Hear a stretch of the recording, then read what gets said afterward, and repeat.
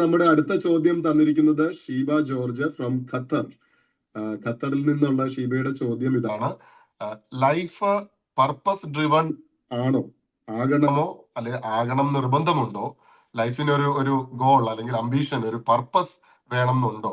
ലൈഫിന്റെ പർപ്പസ് എന്ന് പറയുന്നത് ജീവിച്ചിരിക്കുക എന്നുള്ളത് മാത്രമേ ഉള്ളൂ.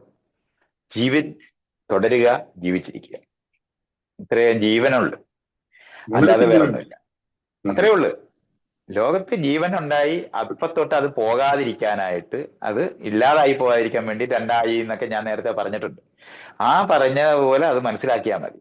ജീവന്റെ പർപ്പസ് എന്ന് പറയുന്നത് ഈ ഉണ്ടായ അനുഭവം ഇല്ലാതായി പോകാതിരിക്കാൻ എത്രത്തോളം വൈവിധ്യമാർന്ന് നിൽക്കാൻ പറ്റുമോ എന്നുള്ളത്, അതിന്റെ റിസർച്ചാണ് നമ്മൾ ഈ കാണുന്ന വൈവിധ്യമാർന്ന ഇത്രയും ജീവികൾ ഉണ്ടായതിന് കാരണം. അപ്പൊ ജീവന്റെ ഉദ്ദേശം ഉണ്ടായി അതില്ലാതാകാതിരിക്കാനായിട്ട് തുടരുക എന്ന് പറയുന്നത്. അതിനകത്ത് ഓരോ ജീവിയും പിന്നെ കണ്ടെത്തിയതാണ് അതിന്റെ ഗുണപരത. അത് നമ്മൾ നേരത്തെ കാറിന്റെ കാര്യമൊക്കെ പറഞ്ഞപ്പോൾ ഇത് വിശദമാക്കി പറയുന്നുണ്ട്. എന്താണ് നമ്മളെ ഈ സൈഡിലേക്ക് എന്ന് പറഞ്ഞാൽ വെർട്ടിക്കലായിട്ട് നമ്മൾ തുടരുക എന്ന് പറയുന്നതിനെ പോലെ തന്നെ ജീവിതത്തിന്റെ ഗുണനിലവാരം ഉയർത്തുക എന്ന് പറയുന്ന സാധനം വരുന്നത്. ആ ഗുണനിലവാരം ഉയർത്തുന്ന കാര്യങ്ങളിനകത്ത് വ്യാപൃതമാകുന്നത് ഓരോ കാലഘട്ടത്തിനകത്ത് ചെറിയ ചെറിയ ലക്ഷ്യങ്ങളായി മാറും. അതുകൊണ്ട് ലക്ഷ്യങ്ങളുടെ ഒരു പരമ്പര ഉണ്ടാവും. എന്ന് പറഞ്ഞാൽ ഇപ്പൊ എനിക്ക് കാളവണ്ടിയാണുള്ളത്, അത് മാറ്റി കാറ് മേടിക്കണം എന്ന് പറയുന്ന തരത്തിലുള്ള പർപ്പസുകൾ ജീവിതത്തിന് വരും. ഏത് സന്ദർഭത്തിനകത്തും വരും. അത് നമ്മൾക്ക് ഇയാൾക്ക് ഇപ്പോ അവിടുന്ന് അമേരിക്കയിലോട്ട് വരണം, ഇന്ത്യയിൽ നിന്ന് വരണം എന്ന് പറഞ്ഞാൽ അതൊരു ലക്ഷ്യമായി മാറും. അപ്പൊ അതിന് വിസ എടുക്കുന്നതിനും അതിന് ടിക്കറ്റ് എടുക്കുന്നതിനും എല്ലാം നമ്മൾ ചെയ്യേണ്ടി വരും. അപ്പൊ അങ്ങനത്തെ കൊച്ചു കൊച്ചു പർപ്പസുകളുടേതായ ഒരു കൂട്ടായ്മ ജീവിത നിലവാരം ഉയർത്തുന്ന സ്ഥലങ്ങളിൽ എപ്പോഴും ഉണ്ടാവും. അത് ജീവിത ലക്ഷ്യമായിട്ടല്ല. ജീവിതത്തിന്റെ ലക്ഷ്യം എന്ന് പറയുന്നത് തുടരുക, നിലനിൽക്കുക എന്ന് പറയുന്നതാണ്. അതിനുവേണ്ടി അത് കുഞ്ഞിനെ ഉണ്ടാക്കി നിലനിൽക്കുക എന്ന് പറയുന്നത് മാത്രമാണ്. അത് വേറെ മീനിങ് ഒന്നുമില്ല. നമ്മളെ പോലെ സങ്കീർണ ജീവികൾക്കാണ് ഈ കുഞ്ഞുണ്ടാകുന്ന യുക്തി തന്നെ ഉള്ളത്. അല്ല, ബാക്ടീരിയക്ക് കുഞ്ഞല്ല, അത് 1, 2 എന്ന് പറയുന്ന യുക്തിയാണ്. അതുകൊണ്ട് അതൊക്കെ നമ്മൾ അങ്ങനെ മനസ്സിലാക്കണം. ജീവൻ നിലനിൽക്കുകയും തുടരുകയും ചെയ്യുക എന്ന് പറയുന്നത് ജീവന് ലക്ഷ്യമുള്ളൂ. ജീവിതത്തിന്റെ ഗുണനിലവാരം ഉയർത്തുന്നിടത്താണ് ചെറിയ ചെറിയ ലക്ഷ്യങ്ങളിലെ ലോകങ്ങൾ വരുന്നത്. അത് നമ്മൾ എല്ലാ സമയങ്ങളിനകത്തും അതാത് സന്ദർഭങ്ങളിനകത്ത്, ഇപ്പൊ രാവിലെ പുട്ട് തിന്നണോ അതോ മാങ്ങ തിന്നണോ എന്നൊക്കെ തീരുമാനിക്കുന്ന തരത്തിലുള്ള ലക്ഷ്യങ്ങൾ എപ്പോഴും ഉണ്ടാവും. അതിന് മധുരം ഉള്ളതായിരിക്കണോ, ഒരു പുളിയുള്ളത് വേണോ എന്നൊക്കെ ഉള്ള തരത്തിലുള്ള ലക്ഷ്യങ്ങളൊക്കെ ഉണ്ടാവും. അത് നമ്മളെ ജീവിതത്തിന്റെ ഗുണനിലവാരം ഉയർത്തുന്ന മേഖലകളിലുള്ള സാധനങ്ങളാണ്. ഇത് തമ്മിൽ കൂട്ടിക്കുഴയ്ക്കാതിരുന്നാൽ മതി. കാരണം ഈ ഗുണനിലവാരം ഏത് സമയത്തും ഇല്ലാതിരുന്നുകൊണ്ട് തുടരാൻ കഴിയുന്ന സ്ഥലങ്ങളുണ്ട്. കാരണം നമ്മളൊരു ബസ്സിനകത്തിരിക്കുകയാണ്, വിശക്കുന്നുണ്ട്, ഭക്ഷണം കഴിക്കണം. പക്ഷെ വണ്ടി ഇപ്പൊ നിർത്താനൊക്കുന്ന ഒരു സ്ഥലത്തല്ല, അടുത്ത ബസ് സ്റ്റോപ്പിലേ നിർത്തത്തുള്ളൂ, അപ്പോഴേ നമുക്ക് ഭക്ഷണം കഴിക്കുന്നതാണ്. അതുവരെ നമ്മൾ കാത്തിരിക്കുക എന്ന് പറയുന്നതാണ് നമ്മൾ ചെയ്യാറുള്ളത്. അല്ല, എനിക്ക് ഇപ്പൊ വിശക്കുന്നു, ഇപ്പൊ നിർത്തണം എന്നൊക്കെ പറഞ്ഞാലൊന്നും നടക്കത്തില്ലെന്ന് നമ്മൾ അറിയില്ല. അപ്പൊ ഗുണനിലവാരത്തിന്റെ മേഖലകളിനകത്ത് വിട്ടുവീഴ്ചകളും കാര്യങ്ങളും ഒക്കെ നമുക്ക് ചെയ്യാൻ പറ്റും. പക്ഷെ തുടർച്ചയുടെ കാര്യത്തിനകത്ത് പറ്റത്തില്ല. അത് നടന്നുകൊണ്ടേയിരുന്നേ പറ്റൂ. അതുകൊണ്ടാണ് ജീവൻ തുടരുക എന്ന് പറയുന്നത്. നമ്മളെപ്പോലുള്ള ഒരു ജീവി ഒരു കാലഘട്ടത്തിനകത്ത് നന്നായി ജീവിക്കുന്നുണ്ടെങ്കിലും എല്ലാ ജീവികളും ആ ജീവി എല്ലാ സന്ദർഭങ്ങളിലും അതുപോലെ ജീവിക്കണമെന്നില്ല. അപ്പൊ പലതരത്തിലെ ഇൻവെസ്റ്റ്മെന്റ് നടത്തിയാണ് ജീവൻ നയിക്കുന്നത്. ബാക്ടീരിയ ആയിട്ടും ഇന്നും ജീവൻ തുടരുന്നുണ്ട്. എന്നാൽ നമ്മളെ പോലുള്ള വലിയ സങ്കീർണ ജീവികളായിട്ടും തുടരുന്നുണ്ട്. ഇഷ്ടം പോലെ എക്സ്റ്റെൻഡ് ആയി പോയിട്ടുമുണ്ട്. അതുകൊണ്ടൊന്നും ജീവനില്ലാതായി പോയിട്ടില്ലെന്ന് പറയണം. അത് വൈവിധ്യം കൊണ്ടാണ് അത് സാധിച്ചെടുത്തിട്ടുള്ളത്. അപ്പൊ അതുകൊണ്ട് നമ്മുടെ ജീവിതത്തിന്റെ ലക്ഷ്യം എന്ന് പറയുന്ന തരത്തിലാണ് നമ്മൾ കാണുന്നതെങ്കിൽ അതാത് സന്ദർഭങ്ങളിലുള്ള ജീവിത ലക്ഷ്യങ്ങൾ എപ്പോഴും എല്ലാവർക്കും ഉണ്ടാവും. അത് ഗുണനിലവാരത്തിനുമായിട്ട് ബന്ധപ്പെട്ടാണ്. ജീവൻ തുടരുക എന്ന് പറയുന്നത് മാത്രമേ ജീവന്റെ ലക്ഷ്യത്തിലുള്ളൂ. അതായത് വളരെ ചുരുക്കി പറഞ്ഞാൽ മൈൻഡ്ഫുൾനെസ്, ഹിയർ ആൻഡ് നൗ, ജീവൻ അല്ല, മൈൻഡ്ഫുൾനെസ് എന്നൊക്കെ പറയുന്നതൊക്കെ വേറെ ഭാഷയ്ക്ക് അകത്ത് പറയുന്ന സാധനമാണ്. അത് ഇതിനകത്ത് നമ്മൾ കൂട്ടിക്കൊള്ളക്കണ്ട. ജീവിതത്തിനകത്ത് ഞാൻ ഒരേ സമയത്ത് തന്നെ നമ്മൾ ഹൊറിസോണ്ടലായിട്ടും വെർട്ടിക്കലായിട്ടും അത് പഠിക്കണം. വെർട്ടിക്കലായിട്ട് വരുന്നതാണ് തുടർച്ചയും നിലനിൽപ്പെന്ന് പറയുന്നത്. നിലനിൽക്കുക എന്ന് പറയുന്നതാണ് ജീവന്റെ ലക്ഷ്യം. അത് തുടരുക എന്ന് പറയുന്നതിന് ടെക്നോളജി വികസിപ്പിച്ചിട്ടാണ് അത് ചെയ്തിട്ടുള്ളത്. അത് നടന്നുകൊണ്ടേയിരിക്കും. അത് വൈവിധ്യമാർന്ന രീതിയിൽ വ്യത്യസ്തമായ സന്ദർഭങ്ങളിൽ ജീവിക്കാൻ വിവിധമായ തരത്തിൽ ശ്രമിക്കുന്നത് വഴി വൈവിധ്യമാർന്ന ജീവികളായി മാറിയിട്ടുണ്ട്. അതില് പറ്റാത്ത സാധനങ്ങളെല്ലാം എക്സ്റ്റെൻഡ് ആയി പോയിക്കൊണ്ടേയിരിക്കും. അതുകൊണ്ട് ജീവൻ ഇല്ലാതായി പോവുക എന്ന് പറയുന്ന പ്രോസസ് അല്ല. ജീവൻ തുടർന്ന് അന്ന് തൊട്ട് ഇന്ന് വരെ തുടരുന്നുണ്ട്. അതുകൊണ്ട് അതായത് അതാണ് ജീവൻ അതിന്റെ കോമൺ ലക്ഷ്യം. എന്ത് ജീവജാലമാണെങ്കിലും ജീവൻ നിലനിർത്തുന്നതിന് വേണ്ടിയുള്ള ബേസിക് ആയിട്ടുള്ള അന്നജം കിട്ടി. അതാണ് നമ്മൾ വ്യക്തിപരമായി ഓരോ ജീവിക്കും ഒരു ലക്ഷ്യമുണ്ടെന്നുള്ളത് നമ്മൾ ജീവന്റെ തുടർച്ചയിലാണ് ഉള്ള ഒരു ഘടകം മാത്രമാണ് നമ്മളെന്ന് അറിയേണ്ടത്. അതാണ് ആളുകൾക്ക് എപ്പോഴും മിസ് ചെയ്യുന്ന ഒരു സ്ഥലം. നമ്മളാണ് ജീവിക്കുന്നത്, നമ്മളല്ല ജീവിക്കുന്നത്, ജീവനാണ് തുടരുന്നത്. നമ്മൾ അതിനകത്ത് ഒരു എക്സ്പ്രഷൻ മാത്രമാണ്. നമ്മൾ ചത്തുപോയി നിലനിൽക്കാൻ വേറൊരു നമ്മുടെ അനിയൻ നിലനിന്നാൽ മതി. അതുകൊണ്ടാണ് നമ്മൾ ആത്മഹത്യ ചെയ്യുകയും ഒരാൾ ചാകാൻ പോകുമ്പോൾ ചാടി രക്ഷിക്കാൻ പോയിട്ട് നമ്മൾ ചത്തുപോവുകയൊക്കെ ചെയ്യുന്നത്. ജീവൻ തുടരുന്നതിന് വേണ്ടി ശ്രമിക്കുമ്പോഴും അതിനകത്ത് മറ്റു മരണങ്ങൾക്ക് പ്രസക്തിയില്ല. യുദ്ധമൊക്കെ ചെയ്യുന്നത് അങ്ങനെയാ. അതിപ്പോ ചോദ്യത്തിൽ നിന്നും വേറെ വളരെ സൂക്ഷിച്ചു ആളുകൾക്ക് ഇങ്ങനെ വിഷയങ്ങൾ അറിയാതാണ് ഈ ചോദ്യമൊക്കെ ആളുകൾ തന്നെ ചോദിക്കുകയും നമ്മളിത് പറയുമ്പോൾ സങ്കീർണമായിട്ട് ഇത് മനസ്സിലാക്കേണ്ടത്. ഇപ്പം ഒരു അമ്മ 1000 കുഞ്ഞുങ്ങൾക്ക് ഇത് കൊടുത്തിട്ട് അതിന്റെ ആഹാരമായി മാറുന്നിടത്താണ് നിന്നിരുന്നത്. ഈ അമ്മയെ തന്നെ അങ്ങ് തിന്നു. അതുപോലെ തന്നെ പുരുഷൻ ലൈംഗിക ബന്ധത്തിൽ ഏർപ്പെട്ട് കഴിഞ്ഞാൽ അപ്പൊ തന്നെ അമ്മ അയാളെ അങ്ങ് തിന്നു. ഇങ്ങനെയൊക്കെ നിന്നിരുന്ന സ്ഥലമാണ്. ഒരു എന്താണ്, പൂച്ച പ്രസവിച്ചാൽ ആദ്യത്തെ കുഞ്ഞിനെ അങ്ങ് തിന്നും. എന്നിട്ടാണ്, കാരണം അത് എണ്ണീറ്റ് പോയി ഭക്ഷണം കഴിക്കാനൊക്കത്തില്ല, പാല് കൊടുക്കുക, ഈ ബാക്കിയുള്ളതിന് പാല് കൊടുക്കണം. അപ്പൊ അവിടുന്ന് പോകാനൊക്കെ അതിന് ജീവൻ നിലനിർത്താൻ വേണ്ടിയാണ് ആ കുഞ്ഞിനെ തിന്നുന്നത്. അത് കുഞ്ഞിനെ തിന്നുന്നത് അമ്മ അങ്ങനെ കുഞ്ഞിനെ തിന്നാമെന്നൊക്കെ ചോദിക്കുന്ന ചോദ്യമൊക്കെ നമ്മൾ ചുമ്മാ ചോദിക്കുന്ന ചോദ്യം എന്നേ അർത്ഥമുള്ളൂ. നമ്മുടെ മൂത്ത മോനെ പട്ടാളത്തിൽ വിട്ടിട്ട് ബാക്കിയുള്ള മക്കളെ വളർത്തുക എന്നുള്ള ടെക്നോളജി ആയിരുന്നു പണ്ടുള്ള അമ്മമാര് ചെയ്തിരുന്നത്. നെഞ്ചത്ത് വെട്ടുകൊണ്ടാൽ നിന്നെ ഞാൻ ബഹുമാനിക്കും, പുറത്ത് വെട്ടുകൊണ്ടാൽ ഞാൻ ബഹുമാനിക്കത്തില്ല എന്നൊക്കെ പറഞ്ഞ് പാട്ടൊക്കെ ഇതിനകത്തുണ്ട്. അതൊക്കെ ചെയ്യുന്നത് മുഴുവനും എരി കയറ്റി വിടും. 2 കുഞ്ഞുങ്ങളെ കൊലയ്ക്ക് കൊടുത്ത് ബാക്കിയുള്ളവരെ വളർത്തുക എന്ന് പറയുന്നത് ഒക്കെ ചെയ്തിട്ടുള്ള ലോകത്താണ് നമ്മളുള്ളത്. ഇതൊക്കെ നമ്മൾ അറിയണം. അപ്പൊ ജീവൻ തുടരുക എന്ന് പറയുന്നതാണ് പ്രധാന ലക്ഷ്യം. അതിനകത്ത് ഗുണപരതയുടെ ലോകത്താണ് നമ്മൾ ഈ പറയുന്ന പർപ്പസസ് എന്ന് പറയുന്ന സാധനങ്ങൾ ഇഷ്ടം പോലെ എന്നും ഉണ്ടാകും. അല്ലെങ്കിൽ സക്സസ് അല്ലെങ്കിൽ ഒരു പർപ്പസ് ഡ്രിവൺ ലൈഫ് ഉണ്ടാവണം എന്ന് പറയുന്നത്. ഇപ്പം എഞ്ചിനീയർ ആയിട്ട് പഠിക്കുന്ന അതൊക്കെ പറയുന്നതൊക്കെ ഈ ആളുകളെ ഉപയോഗിക്കുന്ന യുക്തിക്കകത്ത് നിൽക്കുന്ന മറ്റ് സമൂഹത്തിനകത്തൊന്നുണ്ടായ ഒത്തിരി കാര്യങ്ങൾ അതിനകത്തുണ്ട്. അത് നമ്മൾ അറിയേണ്ടതുണ്ട്. അതുകൊണ്ടാണ് ഞാൻ പറഞ്ഞത്, ഒരു അമ്മ നീ ആണ് ധീരൻ, നീയാണ് നിന്റെ അനന്തരവരെ അനിയന്മാരെ അനിയത്തിവരെ രക്ഷിക്കേണ്ടത്, അതുകൊണ്ട് പടയാളിയായിട്ട് നീ പോ എന്ന് പറയുമ്പോൾ അവൻ കൊല്ലപ്പെടാനോ പോകുന്നതെന്ന് അറിഞ്ഞുകൊണ്ട് തന്നെയല്ലേ അത് ചെയ്യുന്നേ. അങ്ങനെയാണ് ആ മൂല്യങ്ങൾ വന്നിട്ടുള്ളത്. ഈ ആളുകളെ, ഈ ആദ്യത്തെ കുഞ്ഞുങ്ങളെ കൊണ്ടുപോയി കുരുതി കൊടുത്തിട്ടാണ് ഈ ബാക്കിയുള്ളതിനെ സംരക്ഷിച്ചിരുന്നത്. എല്ലാ വീട്ടിൽ നിന്നും പട്ടാളക്കാരെ കൊടുക്കണം. അപ്പൊ ആരെങ്കിലും കൊടുക്കണ്ടേ? കൂട്ടത്തിൽ നീയാണ് മിടുക്കനെന്ന് പറഞ്ഞ് ഒരുത്തിനെ എരികേറ്റി അമ്മ വിടും. ആ അമ്മ കണ്ണിച്ചോര ഇല്ലാതാ ചെയ്തതെന്നുള്ള കാര്യം നമുക്ക് അറിഞ്ഞൂടെ? പക്ഷെ ജീവന്റെ പദത്തേക്ക് അത്രേ ആവശ്യമുള്ളൂ. ജനിക്കുന്ന എല്ലാ കുഞ്ഞുങ്ങളും ജീവിച്ചിരിക്കുന്ന ലോകത്തല്ല ഉണ്ടായിട്ടുള്ളത്. ഇതൊന്നും ഇങ്ങനെയല്ല. അതെല്ലാം നമ്മൾ അറിയണം. ലക്ഷക്കണക്കിന് ബീജം ഉണ്ടായിട്ട് അതിൽ ഒരു ബീജമാണ് ഉപയോഗിക്കപ്പെടുന്നത്. എന്ത് ന്യായമാണുള്ളത്? ബാക്കിയുള്ള ബീജങ്ങളുടെ കാര്യം എന്താണ്? ഒരണ്ടമാണ്. അങ്ങനത്തെ ഒരു മര്യാദയുള്ള ലോകമാണ് ഉണ്ടായത്. അങ്ങനൊന്നും നല്ല ലോകം. ദൈവം ഉണ്ടാക്കിയെന്ന് പറഞ്ഞാൽ ഒറ്റ അടി ദൈവത്തിന് കൊടുക്കേണ്ടി വരത്തില്ലേ? ഒരൊറ്റ കാരണം കൊണ്ട് തന്നെ. അല്ല, അവിടെ ഒരു ആശയപരമായിട്ടുള്ള ഒരു ചോദ്യം ചോദിച്ചോട്ടെ, ഒരു സംശയം ചോദിച്ചോട്ടെ.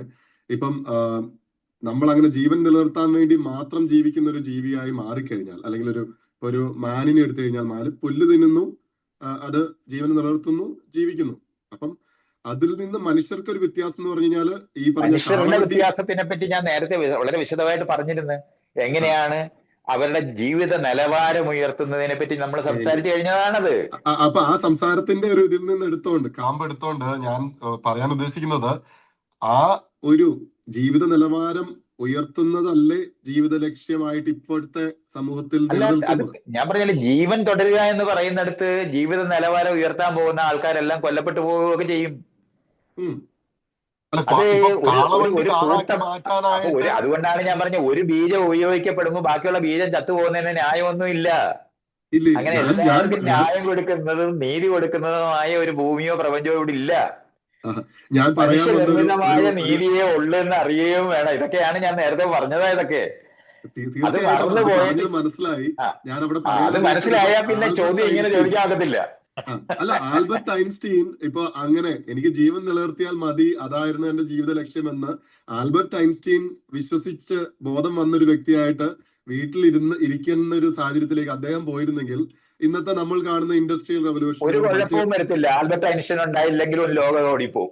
അല്ലാതെ ലോകമോടും, മനുഷ്യരെ പക്ഷെ ഈ അത്രേ കാളവണ്ടിയിൽ ഉള്ളൂ, നിന്ന് അത്രേ ഉള്ളൂ. അത് കാറിലേക്കുള്ള മാറ്റം ആൽബർട്ട് വരില്ലല്ലോ. ഐൻസ്റ്റൈൻ, ഞാൻ പറയുന്നത് ആൽബർട്ട് ഐൻസ്റ്റൈനെ വിചാരിച്ചിട്ടല്ല അയാൾ ഇത് ഓരോന്ന് കണ്ടുപിടിക്കുന്നതൊക്കെ. അതൊക്കെ വെറുതെ ഇങ്ങനെയൊക്കെ പറയാതെ. അയാൾ അങ്ങനെ രാവിലെ എണീറ്റിട്ട് ഞാൻ കുറെ കണ്ടുപിടിച്ചു കളയാന്ന് തീരുമാനിച്ചിട്ടൊന്നും ഉള്ളതല്ല. അയാളുടെ കണ്ണ് കാണുന്നത് പോലെ തന്നെയാണത്. അതുപോലെ തന്നെ ഇയാൾ അങ്ങനെ രാവിലെ എണീറ്റിട്ട് ഏതെങ്കിലും കണ്ണ് ഒരു വ്യക്തി തുറക്കുമ്പോ, ആ ഒരു പർപ്പസ് ഡ്രിവൺ ആയിട്ട് ഏതെങ്കിലും ഒരു വ്യക്തി അതാ ജീവിത പറഞ്ഞില്ലേ, ആ മൂല്യങ്ങൾ പർപ്പസ് ഡ്രിവൺ എന്ന് പറയുന്നത് അയാളുടെ വകയല്ലെന്ന്. ആയിക്കോട്ടെ, പക്ഷെ അയാളെ അങ്ങനെ പോലെ ആണെന്ന് തെറ്റിദ്ധരിക്കുന്നത് കൊണ്ടാണ് ഈ ചോദ്യം ചോദിക്കുന്നത്. പിന്നെ വ്യക്തികളായിട്ട് എവിടെ നിന്നാണ് അദ്ദേഹത്തിന്റെ നിങ്ങൾ ആ ഒറ്റയ്ക്ക് ചിന്ത ജനിക്കാൻ വരുന്നത്? ഒക്കത്തില്ല. ഉം. നമ്മൾ ആദ്യം മനസ്സിലായി, നിങ്ങൾ ഒറ്റയ്ക്ക് ജനിക്കുന്നില്ല. നിങ്ങൾ അതെ, ഒറ്റയ്ക്ക് പക്ഷെ കാട്ടി ജനിച്ചിട്ട് ഒന്നിച്ചു കൂടിയവരല്ല. കുഞ്ഞുങ്ങളായിട്ട് ജനിക്കത്തുള്ളൂ. ഉം, അപ്പൊ നമ്മൾ മനസ്സിലാക്കാനുള്ള, നമ്മളിൽ ആയിരക്കണക്കിന് ഇൻവെസ്റ്റ്മെന്റ് നടന്നു കഴിഞ്ഞ ഒരു കുട്ടിയാണ്. അപ്പൊ ഇൻവെസ്റ്റ്മെന്റ് ഹെറിഡിറ്ററി ആയിട്ട് നമുക്ക് ഈ കഴിഞ്ഞിട്ടുണ്ട്. സ്കിൽ ഉണ്ടെന്നാണ് പറയുന്നത്, ഈ അത് ബിയോളജിക്കൽ നമ്മൾ സ്കില്ലും. ഇൻവെസ്റ്റ്മെന്റ് എന്ന് വെച്ചാൽ ഇംഗ്ലീഷ് ഭാഷ അല്ലെങ്കിൽ ജർമ്മൻ ഭാഷയോ പഠിപ്പിച്ചത് ആൽബർട്ട് ഐൻസ്റ്റീൻ ഒറ്റയ്ക്കാണോ? അല്ല, ഒരുപാട് എന്തുകൊണ്ട് പേര് ഉപാധം കാലാകാലമായിട്ട് വന്ന ഞാൻ അതുകൊണ്ടാണ് നമ്മളൊരു വലിയ തുടർച്ചയ്ക്കകത്തെ ഒരു എക്സ്പ്രഷൻ മാത്രമാണ്. അങ്ങനെ ഉം, വ്യക്തിഗതമായിട്ടുള്ള പർപ്പസ് ഒന്നും നമുക്ക് ഈ സത്യത്തിലില്ല. ഇല്ല. നമ്മൾ വലിയ ടീം വർക്കിലാണ്. അത് ജീവന്റെ വലിയ ടീം വർക്കിനകത്തെ ചെറിയ ചെറിയ തുരുത്തുകളാണ് ഓരോ സ്പീഷീസും. അതായത് താങ്കൾ തെറ്റിദ്ധരിക്കുക. പറയുന്നത് ഇപ്പൊ ആൽബർട്ട് ഐൻസ്റ്റീൻ അങ്ങനെ ചിന്തിച്ചും ചെയ്തില്ലെങ്കിലും അതുപോലെ ആൽബർട്ട് ഐൻസ്റ്റൈൻ അല്ല, മറ്റൊരാളും. അവന്റെ അച്ഛനായാലും ഒരുപോലെ എന്ന് ഞാൻ ഈ പറയുന്നു. വെറുതെ അത് ഇങ്ങനെ പറയാതെ നമ്മൾ ഓക്കെ. മനസ്സിലാക്കാനുള്ളത് ഒരാളില വെക്കുന്നതല്ല. പിച്ചാത്തി കണ്ടുപിടിച്ചതിന്റെ പേര് നിങ്ങൾക്ക് അറിയാവോ? ഇല്ല. അപ്പൊ അത്രേ ഉള്ളു. അറിയപ്പെടുന്ന ഒരുത്തൻ എന്നുള്ളതേ ഉള്ളു, അല്ല വേറെ അർത്ഥമൊന്നും ഇല്ല. ഓ, അല്ലാതെ ഇങ്ങനെ ആൽബർട്ട് ഐൻസ്റ്റൈന് ഉണ്ടായത് കൊണ്ടല്ല അതൊക്കെ പറയുന്നേ. അതുപോലത്തെ 1000 ആൽബർട്ട് ഐൻസ്റ്റൈൻമാര് ലോകത്തിരുന്ന് ഇന്ന് ഓരോന്ന് കണ്ടുപിടിച്ചോണ്ടിരിക്കുന്നുണ്ട്. ഉണ്ട് ഉണ്ട് നമുക്ക് ഉണ്ട്, ഒരു തീർച്ചയായിട്ടും. കാലത്ത് അറിയപ്പെട്ടു പോയ ഒരു മനുഷ്യൻ എന്നുള്ളത് അർത്ഥമേ ഉള്ളു.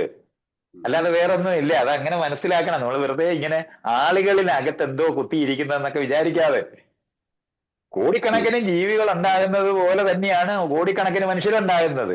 അതിനകത്ത് ഒരു സന്ദർഭത്തിനകത്ത് ഒരു കുന്തമുന പോലെ ഒരാളായി മാറുന്ന ഒരു പോയിന്റിൽ അയാൾ നിൽക്കുന്നു എന്നുള്ള അർത്ഥമേ ഉള്ളൂ. അല്ലാതെ അതായത് അതുവരെയുള്ള കണ്ടുപിടുത്തങ്ങളും ഞാൻ അതുവരെയുള്ള മനസ്സിലാക്കുന്നത് ശരിയാണെങ്കിൽ കണ്ടുപിടുത്തങ്ങൾ മുഴുവൻ ആർജിച്ചുകൊണ്ട് മാത്രമേ അയാൾക്ക് തുടരാനൊക്കൂ. തുടർച്ചയാണത്. അറിവിന്റെ തുടർച്ച മാത്രമേ ഉള്ളൂ. ഉള്ളു. അറിവിന്റെ തുടർച്ച ഉണ്ടാകുന്നില്ല എന്നുണ്ടെങ്കിൽ ഒരു ഐൻസ്റ്റൈനും ഉണ്ടാകത്തില്ല. ഉം, ഉം, ഉം. അതായത് ഇതൊക്കെ നമ്മളത് ഞാനൊന്ന് പറഞ്ഞോളൂ, ഇത് കറക്റ്റ് ആണോ എന്നൊന്ന് പറയാം. അതായത് ഈ പർപ്പസ് ഡ്രിവണും സക്സസും ഇതുമൊക്കെ നമ്മളിൽ കുത്തിത്തിരികി പ്രഷർ ചെലുത്തി മനസ്സിലായി. എനിക്ക് ഇയാളുടെ ഡിപ്രഷനിലേക്കൊക്കെ ചോദ്യം പോകാതെ മനസ്സിലായി. ഞാൻ പറഞ്ഞ അത് ആ ചോദ്യം മനസ്സിലായതിന് ശേഷം തന്നെ പറയുകയാണ്. അങ്ങനല്ല ആ വിഷയം. നിങ്ങളുടെ ചോദ്യവും ഈ ലോകത്തിന്റെ ആ വീക്ഷണവും അല്ല ലോകം എന്നാണ് ഞാൻ ഈ പറയുന്നത്. ഐൻസ്റ്റൈൻ എന്ന് പറയുന്ന ആള് ഒരു കുന്തമുന പോലെ ഉണ്ടാകുന്നതാണ്. അല്ലാതെ അയാളുടെ അറിവെന്ന് പറയുന്ന അയാളുടേതല്ല. അത് നമ്മൾ ഒരുപാട് കൃത്യമായിട്ട് അറിയണം. കാലങ്ങളായിട്ട് വന്ന് ഒരുപാട് എത്രയോ അതിനു പ്രോസസ്സുകളുടെ മുമ്പുണ്ടായിരുന്ന മാക്സ്വെലും ഒക്കെ കണ്ടുപിടിച്ച സാധനത്തിന് ഇലക്ട്രോ മാഗ്നറ്റിസം ഒക്കെ അറിഞ്ഞെങ്കിൽ മാത്രമേ ഇവിടോട്ട് വരുള്ളൂ. തീർച്ചയായിട്ടും തീർച്ചയായിട്ടും. അപ്പൊ അതൊക്കെ നമ്മൾ അങ്ങനെ അറിയണം. അതൊക്കെ ഇങ്ങോട്ട് എടുത്തു മാറ്റി, ജർമ്മൻ ഭാഷ എടുത്തു മാറ്റി, ഇതെല്ലാം എടുത്തു മാറ്റിയിട്ട് ഐൻസ്റ്റീനെ എവിടെ കൊണ്ടുപോയി വെക്കും? ഞാൻ പറയാൻ ശ്രമിച്ചിരുന്നത്. അതുകൊണ്ടാണ് ഞാൻ പറഞ്ഞത്. അല്ലെ, എനിക്ക് ചോദ്യം മനസ്സിലായി. അതുകൊണ്ടാണ് അത് വിശദമായിട്ട് വീണ്ടും പറയുന്നേ. വ്യക്തികൾ ചേർന്നുണ്ടാകുന്നതല്ല സമൂഹം. അതാണ് ആ ചോദ്യത്തിലെ തെറ്റ്. വ്യക്തികൾ ചേർന്ന് സമൂഹം ഉണ്ടാകുമെന്ന് പഴയ കാലത്തെ മണ്ണക്കണേപ്പന്മാര് പഠിപ്പിച്ചിട്ടുണ്ട് നമ്മളെടുത്ത്. അപ്പൊ ഒരു വ്യക്തിക്ക് ഒരു പർപ്പസ് അങ്ങനെ വ്യക്തി ഉത്പാദിപ്പിക്കപ്പെട്ടിട്ടേ ഇല്ല, സമൂഹമേ ഉള്ളു. അതിനകത്തെ കണ്ണികൾ മാത്രമാണ്. വലയിലെ കണ്ണി പോലെയാണ്. ബാക്കി വല മുഴുവൻ മാറ്റി കഴിഞ്ഞാൽ കണ്ണി എവിടെ പോകും? അങ്ങനെയാണെങ്കിൽ ഞാൻ ഒന്ന് റീഫ്രേസ് ചെയ്തോട്ടെ. ഒരു സമൂഹത്തിന് ഒരു പർപ്പസ് ഉണ്ടാവണം നിർബന്ധമുണ്ടോ, അല്ലെങ്കിൽ അങ്ങനെ ഒരു ആശയം ഉണ്ടോ? അതുകൊണ്ടാണ് അത് കാലികമായി ഞാൻ നേരത്തെ ഒരു ട്രെയിനിനകത്ത് കയറി നമ്മൾ വരണമെന്നോ അല്ലെങ്കിൽ പ്ലെയിനിൽ കയറി വരണമെന്നോ ഉള്ള പർപ്പസുകൾ നമ്മുടെ ജീവിതം നിറച്ചെപ്പോഴും ഉണ്ടാകും. അപ്പോഴാണ് ഇയാൾ മൈൻഡ്ഫുൾനെസ് ഒക്കെ പറയാൻ തുടങ്ങിയത്. അത് ഞാൻ അങ്ങനെ പറയാനല്ല, അത് കാലികമായി സാന്ദർഭികമായി ലക്ഷ്യങ്ങൾ എപ്പോഴും നമുക്ക് ഉൽപ്പാദിപ്പിക്കപ്പെട്ടുകൊണ്ടിരിക്കും.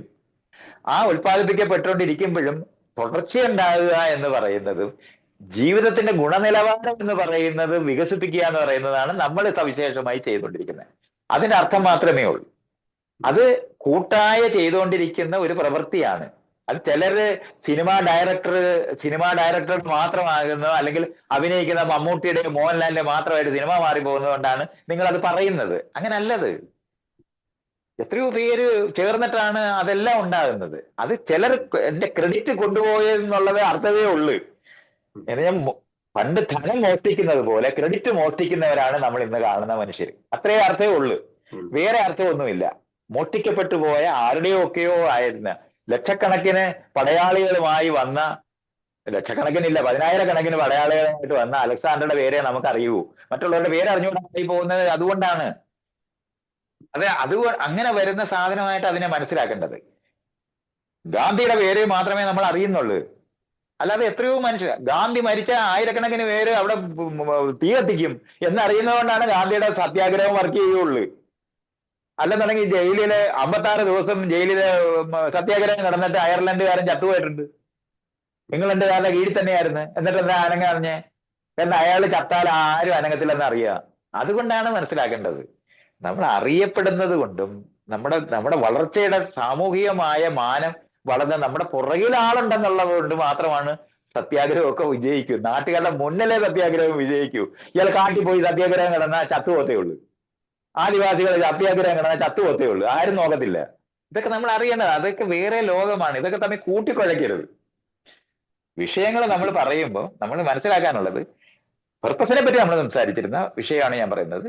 ജീവന് ഒരു പർപ്പസ് ഉണ്ട്. അത് നിലനിൽക്കുക എന്ന് പറയുന്നതും തുടരുക എന്ന് പറയുന്നതുമാണ്. അതിനു വേണ്ടിയാണ് ഇത്രയും വൈവിധ്യമാർന്ന ജീവനായി മാറിയത്. അത് അതിന്റെ ടെക്നോളജി അത് ഡെവലപ്പ് ചെയ്ത് അങ്ങനെയാണ്. ഏത് സന്ദർഭത്തിലും ജീവിക്കും, ആരായും ജീവിക്കും എന്ന് പറയുന്നതാണ് അതിന്റെ. ഇതിനകത്തുള്ള ഒരു ഘടകമാണ് നമ്മൾ ജീവിതത്തിന്റെ ഗുണനിലവാരം ഉയർത്തുന്ന ഒരു ജീവിയാണ്. അതുകൊണ്ടാണ് സമാന്തരമായ സന്ദർഭങ്ങളിനകത്ത് പർപ്പസുകൾ ഉണ്ടാകുന്നത്. അപ്പൊ ഒരു ജീവിതത്തിനകത്ത്, ഒരു കാലഘട്ടത്തിനകത്ത് ആളുകൾക്ക് അറിയുന്ന ഒരു പർപ്പസ് അവർ പറയും. ജോലി ഉണ്ടെങ്കിലേ ജീവിക്കാൻ പറ്റത്തുള്ളൂ. ഈ ആർട്ടിഫിഷ്യൽ ഇന്റലിജൻസ് വന്ന് സകല പണിയും മെഷീൻ ചെയ്യുവാണെങ്കിൽ നമ്മൾ എന്തിനാണ് ആ ജോലിയൊക്കെ ചെയ്യേണ്ടത്? ജോലി ചെയ്യേണ്ട ആവശ്യമില്ലാത്തവരാണ് നമ്മൾ. നമുക്ക് ഇഷ്ടമുള്ളത് ചെയ്യുന്നവരാണ് നമ്മൾ. നമുക്ക് സന്തോഷം തരുന്ന കാര്യങ്ങൾ ചെയ്യുക. നമുക്ക് ഇഷ്ടമുള്ളത് ചെയ്യുന്നവരാണ്. ഇഷ്ടമുള്ളത് ചെയ്യാൻ കഴിവുള്ള, അതിനാണ് നമ്മൾ ഈ ആർട്ടിഫിഷ്യൽ ഇന്റലിജൻസ് ഒക്കെ ഉണ്ടാക്കുന്നത്. നമുക്ക് സ്വാതന്ത്ര്യം ഉണ്ടാക്കാനുള്ള ജീവിതത്തിന്റെ പ്രാഥമികമായ ആവശ്യങ്ങൾ ഫുൾഫിൽ ചെയ്യുന്ന ഏരിയകൾ മുഴുവനും പണിയെടുത്ത് ബാക്കിയുള്ള സംവിധാനങ്ങൾ കൊണ്ടൊക്കെ മറികടക്കുമ്പോൾ നമ്മൾ എല്ലാവരും സ്വതന്ത്രരായ പണക്കാരുടെ മക്കളായി നമ്മൾ മുഴുവൻ മനുഷ്യരും മാറുന്നത് ലോകത്തേക്കാണ് നമ്മൾ മാറേണ്ടത്. അതിനുള്ള ശ്രമമാണോ ഇപ്പൊ നടന്നുകൊണ്ടിരിക്കുന്നത്? അതാണ് അത്. പക്ഷെ അത് ഞാൻ പറഞ്ഞില്ലേ, കുറച്ചു പേര് കുത്തകയായിട്ട് ആ ധനം ഉപയോഗിക്കുന്നത് കൊണ്ടാണ് നമുക്കത് അനുഭവിക്കാൻ പറ്റാതെ പോകുന്നത്. അല്ലാതെ വേറെ പ്രശ്നമൊന്നുമില്ല.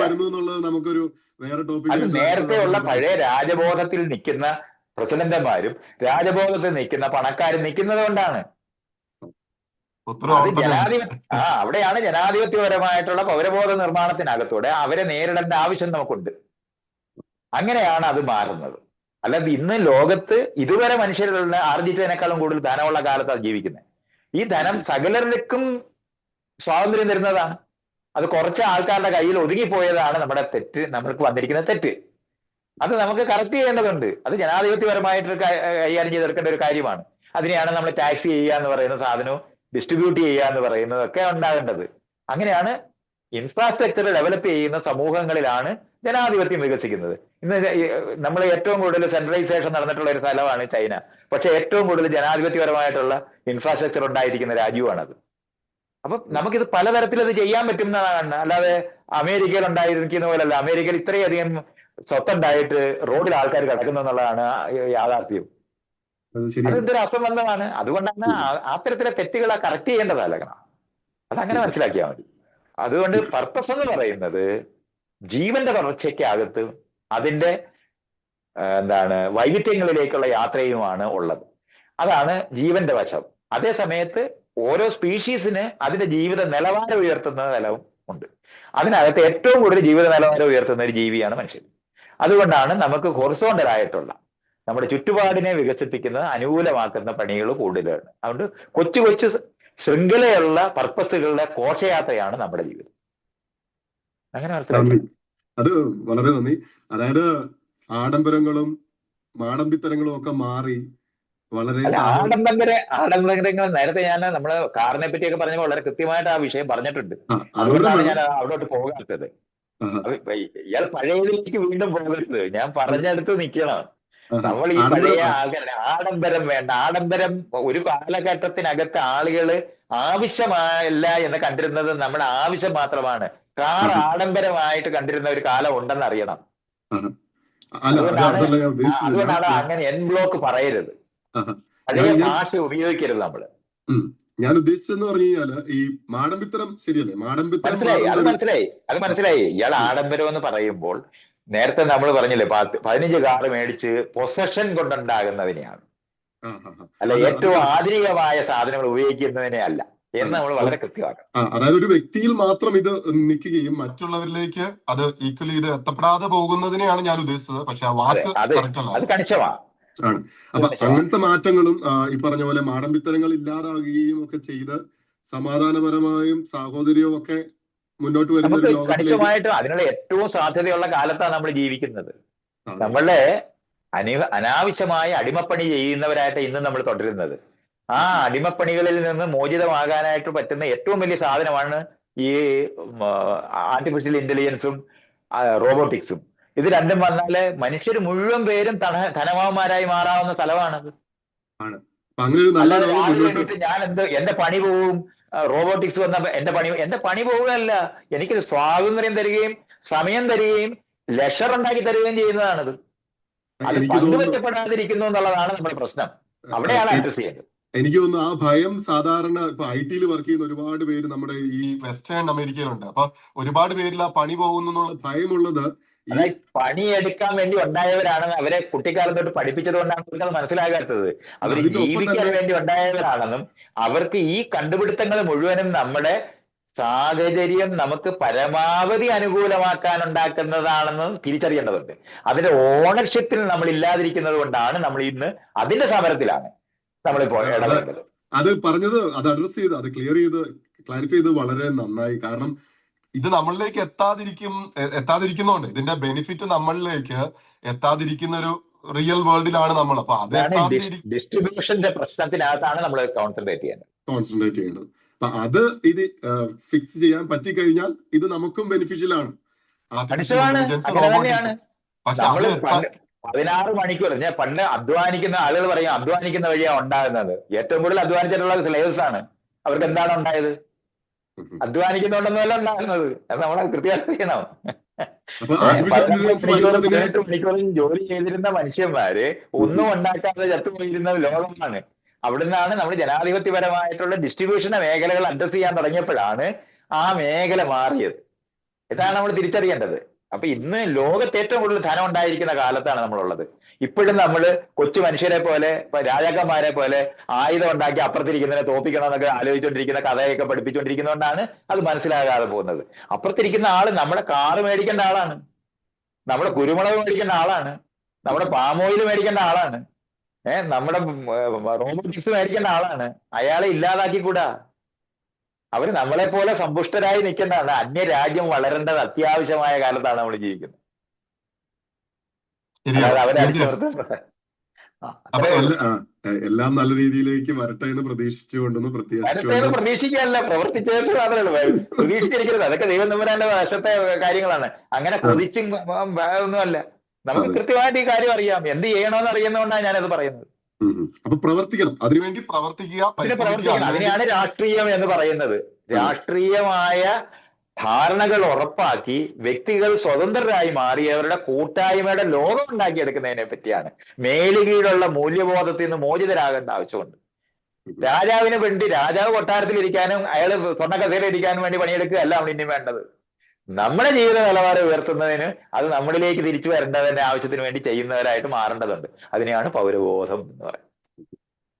നല്ല ഉയർന്ന പൗരബോധത്തോടു കൂടി വീണ്ടും പരിശ്രമിച്ചുകൊണ്ട് നമുക്ക് തുടരാം. എന്താണെങ്കിലും ഒരുപാട് നന്ദി. എപ്പിസോഡ് 1 ആയിട്ടും എപ്പിസോഡ് 2 ആയിട്ടും നമ്മൾ ഇത്രയും സമയം നമ്മുടെ ഒപ്പം ചെലവഴിച്ചതിന് മൈത്രേയന് പ്രത്യേകം നന്ദി. ഒരുപാട് ഇൻഫർമേറ്റീവ് ആയിട്ടുള്ള കാര്യങ്ങൾ നമ്മൾ ചർച്ച ചെയ്തു. ഞാൻ അതിന്റെ ഒപ്പം തന്നെ ഈ ചോദ്യങ്ങൾ നമ്മളിലേക്ക് എത്തിച്ച പുലിക്കൂട്ടം ക്രിക്കറ്റ് ക്ലബ്ബ് അവരുടെ സപ്പോർട്ടിന് പ്രത്യേകം നന്ദി അർപ്പിച്ചുകൊള്ളുന്നു. അതുപോലെ തന്നെ നമുക്കിങ്ങനെ ഒരു പ്ലാറ്റ്ഫോമും സൂമും എല്ലാം അറേഞ്ച് ചെയ്ത് സെറ്റ് ചെയ്ത് തന്നത് നമ്മുടെ മല്ലു സിംഗേഴ്സ് മ്യൂസിക് ബാൻഡാണ്. അപ്പൊ അത് അവർക്കും നന്ദി. അതുപോലെ ഇത് നമ്മുടെ മീഡിയ പാർട്ട്ണർ ആയിട്ടുള്ള ന്യൂ ഡേ ടി വി യൂട്യൂബിലേക്ക് നമ്മൾ ചെയ്തു തന്നിരിക്കുന്ന ന്യൂ ഡേ ടി വിക്ക് ഒരുപാട് നന്ദി പറഞ്ഞുകൊണ്ട് നമുക്ക് ഇവിടെ ഈ ചർച്ച അവസാനിപ്പിക്കാം. ഈ ചർച്ച ഇനി ഇതുപോലത്തെ ഒരുപാട് ചർച്ചകൾക്ക് ഒരു തുടക്കമാകട്ടെ എന്ന് നമുക്ക് എന്ന് വേണേലും നിങ്ങൾക്ക് വിളിച്ചാൽ ഞാൻ സഹകരിക്കുന്നതായിരിക്കും. യാതൊരു സംശയമില്ല. ഒരുപാട് നന്ദി. ഞാനൊന്ന് റെക്കോർഡിംഗ് പോസ്റ്റ് ചെയ്തിട്ട് സാറുമായിട്ടൊന്ന് സംസാരിക്കട്ടെ. അയ്യോ.